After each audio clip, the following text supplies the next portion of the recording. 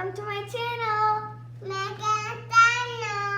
Today we're going to learn about fractions. What's this? Apple. It's an apple. Let's cut the apple.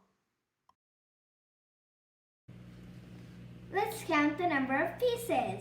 1, 2, 3, 4, 5, 6, 7. How many pieces are there? 7 apples? Yes. Okay.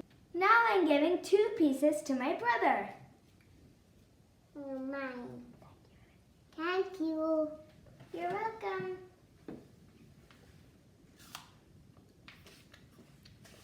Now let's see how do we represent fractions in this. So I had 1 apple. I cut the apple into 7 pieces.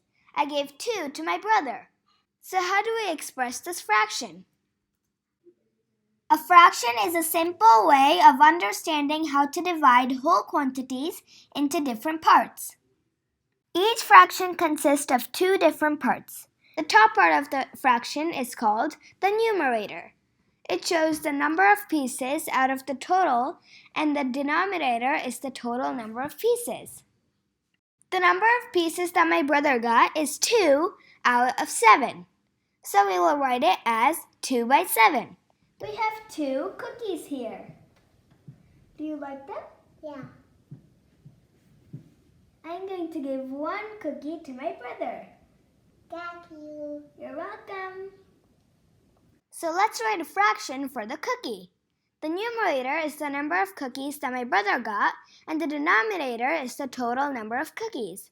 So he got 1 out of 2 cookies. So it's 1 by 2. 1 by 2 is also called a half. Let's check out the history of fractions. Fractions might have been invented when people started sharing or trading goods. The first fractions are seen in the work of Egyptian mathematicians. They expressed fractions as unit fractions, which means the numerator is always 1 and the denominator is a positive integer. This is the way Egyptians represented fractions. It is very interesting to see how they represented addition of fractions. 1 by 3 plus 1 by 15 would be represented like this. And did anyone notice the man's feet?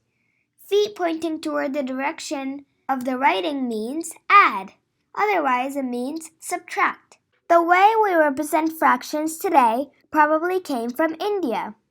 In India, fractions were written with the top number, the numerator, and a bottom number, the denominator.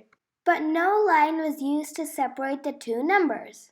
Around 630 AD, it was the Arabs who decided to add the line in between the numerator and the denominator. The word numerator originated from the Latin word numerus, which means number. Denominator is from the Latin word denomino, which means name. We hope you all enjoyed our video about fractions. Bye. Thank you. Bye.